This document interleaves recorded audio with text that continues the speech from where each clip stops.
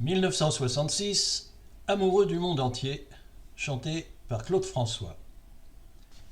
N'aviez-vous pas, Dubreuil, décidé que le succès de l'année 1966 était La Bohème de Charles Aznavour ? Si fait. Et ne pensez-vous pas que cette chanson vous a une autre gueule qu'un tube yéyé dont personne ne se souvient aujourd'hui ? Assurément.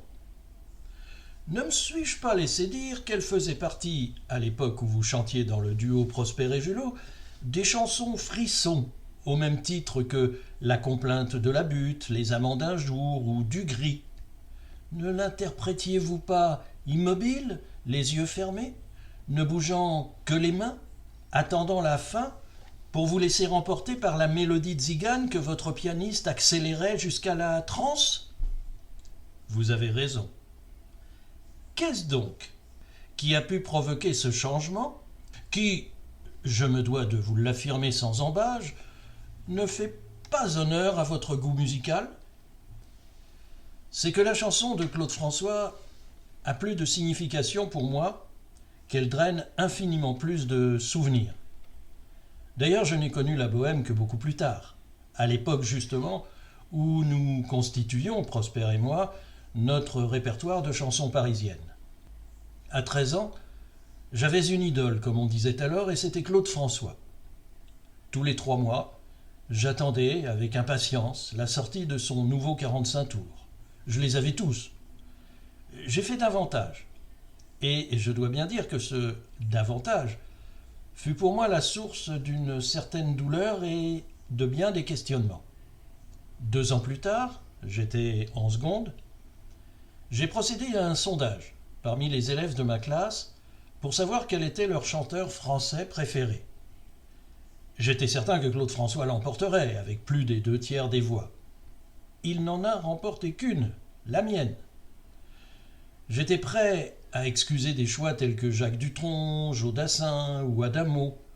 J'aurais admis Jacques Brel, que j'écoutais parfois avec plaisir sur la chaîne stéréo familiale, mais comment imaginer que des lycéens de 15 ans puissent aimer Gilbert Bécaud, Hugo Frey ou Charles Aznavour, ou pire encore, Georges Brassens.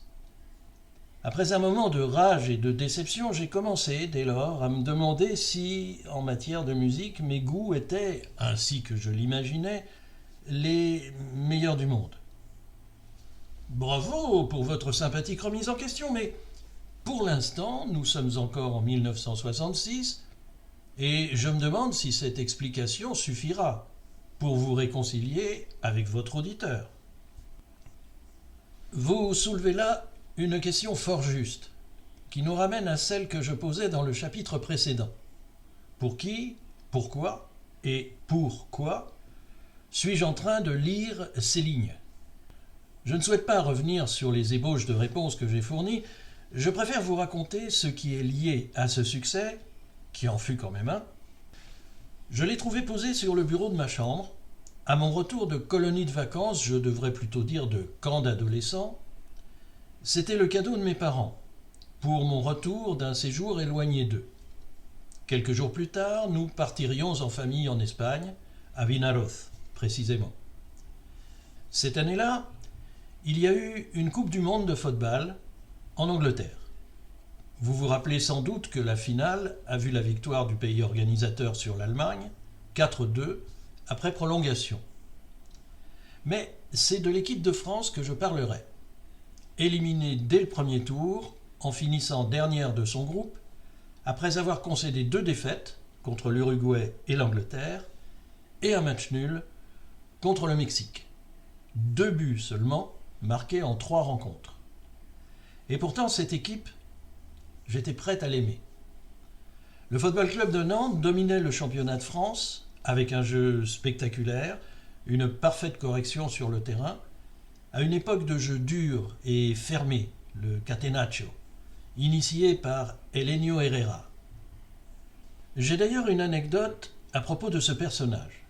Il est enterré au cimetière de Venise, tout comme Igor Stravinsky, Luigi Nono ou Serge Diaghilev. Lorsque je l'ai visité, le gardien de San Michele m'a parlé avec beaucoup plus d'enthousiasme et d'émotion de l'entraîneur de l'Inter de Milan que du compositeur du Sacre du Printemps ou du fondateur des Ballets Russes. Quant à Luigi Nono, il n'en avait jamais entendu parler. Je reviens maintenant au club de Nantes, que j'appréciais alors particulièrement. Plusieurs joueurs, opérant en équipe de France, en étaient issus. Philippe Gondet, Jackie Simon, Robert Budzinski, Gabriel Demichel. Je me passionnais pour le football. J'y jouais. J'étais abonné à Miroir du football, journal sportif d'obédience communiste, je l'ignorais évidemment, qui prônait le beau jeu, l'offensive, fustigeait Herrera et ses émules, et qui allait 2 ans plus tard soutenir la grève que les footballeurs professionnels avaient engagée dans le sillage des événements de mai. Le football me faisait rêver, pleurer aussi, comme lors de cette finale de Coupe d'Europe où l'Inter a battu Benfica le soir même de mon 12e anniversaire, où j'avais eu comme cadeau une tenue de football aux couleurs du Real Madrid, c'est-à-dire sans couleur, puisque le Real jouait alors tout en blanc, et un ballon en cuir. C'est aussi un peu grâce au football que j'ai appris la géographie. Je découvrais, en suivant les Coupes d'Europe, des noms étonnants, que je m'évertuais ensuite à situer sur une carte. Slovan Bratislava, Dukla Prague, Carl Zeiss Siena, Gornik Zabrze, Petrolul Ploesti, Borussia Dortmund, Partizan Belgrade, Bayern Munich, Dynamo Bucarest, Feyenoord Rotterdam, Benfica Lisbonne, Celtic Glasgow, Norrköping, Göteborg, Betis Séville, Tbilissi, Rostov, Lokomotiv Sofia, Panathinaikos, Fenerbahçe, Bergen, Trondheim, Eindhoven, Aberdeen, Inverness, Sheffield Wednesday, Leeds, Chemie Leipzig, Plovdiv, Mönchengladbach, Aalborg, Setúbal, Servette Genève, La Chaux-de-Fonds, Esch-sur-Alzette, Tirana. Votre digression footballistique me fait songer au verbial de l'homme politique, se livrant pour éviter de répondre à une question gênante, c'est-à-dire une question, à mille ambages, circonlocutions et périphrases. Nous en étions, rappelez-vous, à Claude François. Pas exactement. Derrière le bien fondé de mon choix musical se pose la question de mon rapport à mes auditeurs, ou plutôt à mon auditeur, à chaque auditeur. À travers la simple liste de mes choix musicaux, je donne une idée de moi-même. Et il est clair que John Coltrane, Jacques Brel et Leonard Bernstein font plus sérieux que Claude François ou Sonny & Cher. Je devrais par conséquent faire en sorte que ma liste inspire le respect. Sérieuse, quoique amène, saupoudrée de quelques écarts, sans gravité, elle donnerait une image honorable, à défaut d'être flatteuse, de l'auteur de ces lignes, qui ne peut manquer d'être en plus d'un penseur et d'un écriveur de qualité, un écouteur de musique haut de gamme. Ce n'est pas tout. Non seulement je vous oblige à vous rappeler un tube pour adolescents boutonneux, ce que j'étais alors, mais le sujet de ce chapitre semble être le football, ce qui n'arrange rien. C'est peut-être une excellente stratégie. On groupe 2 sujets dénués d'intérêt dans le même chapitre, comme on fait à l'école des classes de niveau, ce qui renforce les autres. On pourrait même inviter l'auditeur à sauter le récit de cette année. Je vous entends, mais je ne souscris pas à votre proposition. Je n'ai pas de remords d'avoir aimé Claude François. Il m'arrive même encore aujourd'hui d'écouter un très ancien 45 tours, par exemple Pauvre petite fille riche, ou Maman chérie, ou justement Amoureux du monde entier. Et attendez, ce qui suit va vous faire sourire. Il y a quelques années, je jouais du micro et de la batterie avec une joyeuse bande de papy rockers.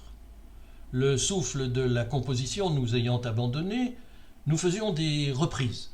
Parmi celles-ci, le guitariste, un peu plus jeune que moi, et s'étant donc fait les doigts sur les accords des Sex Pistols, de Damned ou de Clash, nous a justement proposé de jouer un morceau de ce groupe, I Fought the Law. C'est rock, c'est rebelle, c'est sans concession. Du pur clash, quoi. Lors de la répétition suivante,